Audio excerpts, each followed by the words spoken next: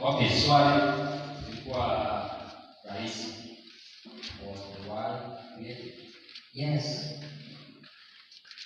Evidence of the Bible, it was given from John 1 verse 1.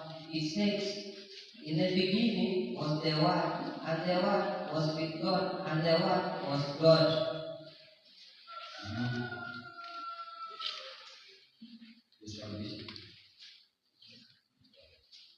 Nimesema nimetii watu wale ambao walikuwa katika haki na kusimua. Na vitu tunapitia kama hiyo inaingiana na mambo ya ubashi.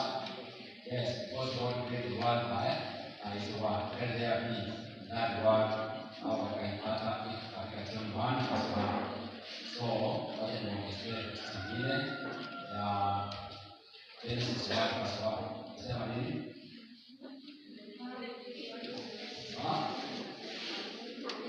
God created the heavens and the earth.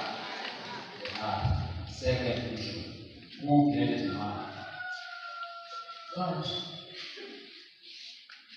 God is the one who created the man. According to Genesis 1:26-27, it says,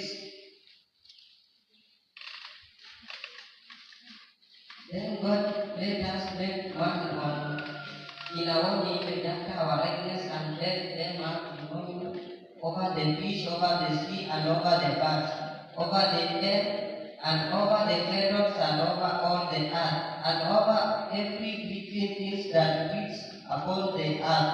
So God created man in His own image, in the image of God He created. So God created man in His own image, in the image of God He created him, male and female He created them. Thank you very much. Do you have anything to add on that?